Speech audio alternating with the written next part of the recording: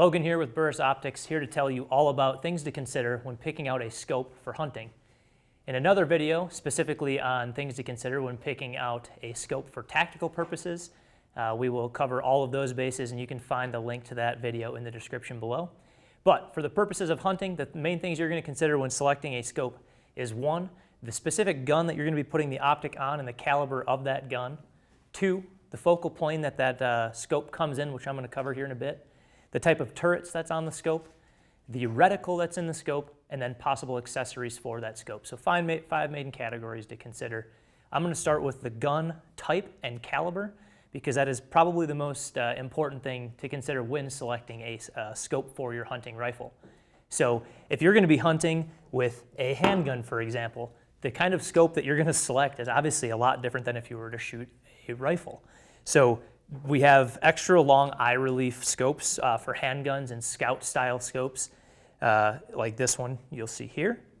And if you were to be shooting even within a rifle, there's a lot of different calibers, right? So if you were to be shooting a 22 for, let's say, squirrels or varmints, that's another thing to consider. And I'm going to touch on that a little bit more when I get down into the reticle portion. But for now, it is important to consider because of the zoom range, right? So if you're shooting a 22, you're obviously not going to be shooting quite as far as if you're shooting a 6.5 Creedmoor like this, or a 300 Win Mag, for example. So the type of hunting that you're going to be doing really does kind of determine what kind of scope you're going to select. As far as the size of the scope, there's kind of a few main things you're going to be considering. 1 is the size of the objective lens, and that's the front bell here of the scope. And really what that determines is how much light the scope is going to be capturing.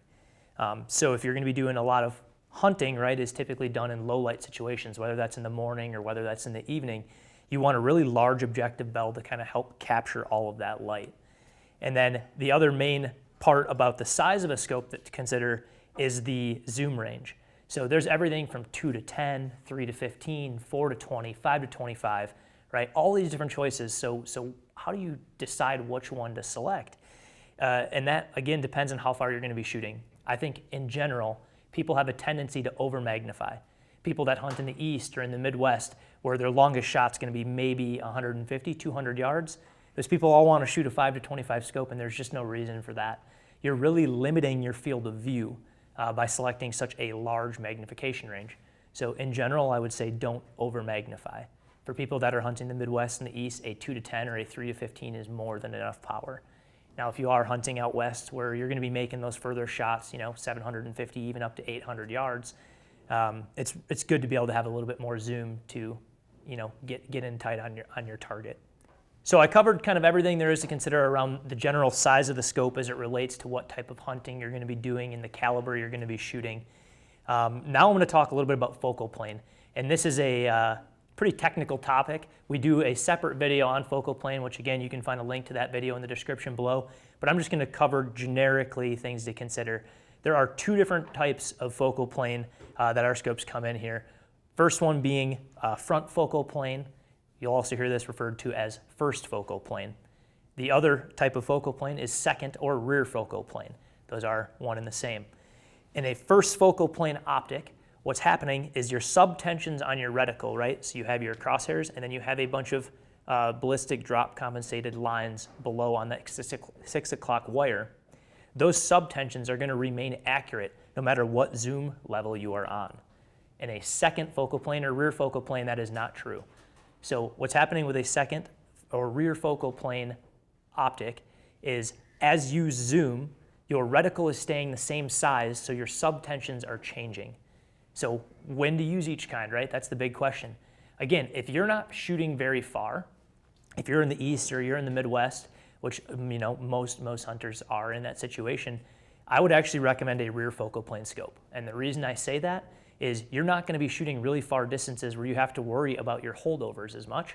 But what you do want is always to make sure your reticle is a good full size. In a front focal plane, when you change zoom, because the reticle is changing size, as you zoom out, the reticle becomes smaller. So if you were in a very dark situation where low light, you don't want your reticle to be hard to see. So Midwest, East type hunting situation where you're not shooting very far, I think a rear focal plane or second focal plane is fine.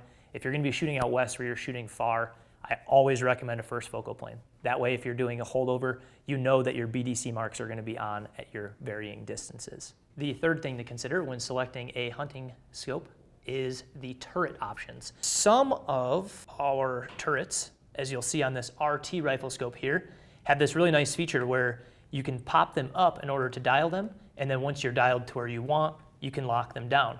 That's just one style of turret.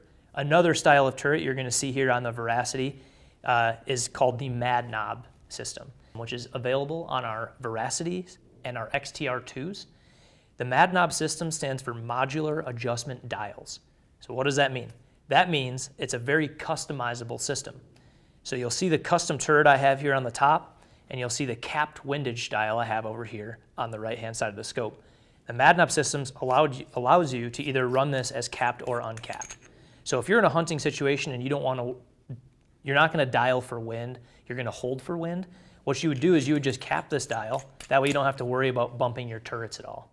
Now, if you're shooting in a tactical application or if you have time to dial for wind, you can simply uncap this and you can make your dials for windage if you want. So the Mad Knob system is a very versatile system. I think it works great for hunters, and really, if you're using your gun for multiple situations for hunting and shooting, it's a great option to have. Now, we do have an entire other video on the Mad Knob system. If you want to check that out, you can. We'll drop a link in the description below. For the hunter specifically, I really cannot recommend enough this custom dial system. So instead of doing calculations for mil or MOA, or even trying to do holdovers on your reticle, what the custom dial allows you to do is dial specifically for the exact distance that your target or game is at, make that shot with your crosshairs, and then, as always, our scopes feature a zero-stop system that will stop you right on your 100-yard crosshair. So for hunting especially, I can't emphasize enough how important that is. No trying to do calculations in your head and stressing out about that. Just putting the crosshairs on the target and focusing on making a good shot. Last thing I wanted to say about turret adjustments is parallax. Some of the older scopes will actually have the parallax adjustment up here on the end of the bell. The newer models, which you'll see here, have the parallax adjustment right on the side. What that's nice for is when you're behind the gun, rather than having to reach all the way up to the front of the scope, the parallax adjustment is right up here and easy to use by your other dials. So that's just another thing to consider when looking at the turrets of the scope that you're going to be selecting. The fourth thing to consider when selecting a rifle scope for a hunting situation is reticle. And I talked about this a little bit earlier in the video when I said it depends on what kind of caliber you're going to be shooting. So if you're going to be shooting a 22, for example, our drop tine has a 22 specific reticle. That way those BDC marks, your ballistic drop lines on the 6 o'clock wire, will be specifically calibrated for that 22 caliber. We also have them in a 6.5 Creedmoor, which is actually on our HD line of scopes, our signature HD line. So if you have a caliber you're going to be shooting, I would definitely select the reticle that goes with that caliber for the holdover reasons. Another thing to consider around reticle is the busyness of the reticle. If you're going to be hunting in the Midwest or in the East, you probably don't really have any reason to have a busy reticle for reading wind or doing holdovers because you won't be shooting very far. So I would say just keep the reticle pretty simple. Now, if you're going to be hunting out west, especially in varmint situations where you're going to be hunting in high winds, the more busy of a reticle helps you better read wind and wind impact. The fifth and final thing to consider when selecting a rifle scope are all the different accessories that you can put on it, right? You'll see this one in front of me. This is my personal gun. You'll see I have a Fastfire red dot mounted on here with a 45-degree mount. I have a bubble level mounted on here. There is all kinds of things you can throw on a scope to kind of accessorize it. You'll also see these flip caps. I have the custom dial. These are just a matter of preference. In a long-range situation, the bubble level is very handy just to help make sure you don't have any cant in the rifle at all, because as you go out to extreme distances, a little bit of tilt in the rifle will throw off your point of impact. I mentioned earlier how much I do like the custom dials. I always recommend that for a hunting situation.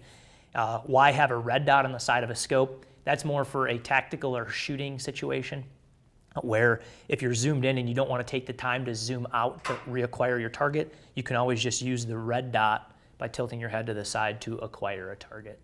So all kinds of options in the accessory department. That's really up to you. Generally, for a hunting purpose, you don't really want to put too many accessories on the scope because it's just going to weigh it down and have more for you to be carrying up and down the mountain. All right, guys, thanks for watching. If you have any comments, drop them in the comments below. We'll do our best to answer them and get you the right Burris product for you.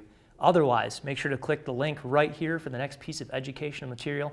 As always, click the subscribe button to get more information on Burris and hit that like button.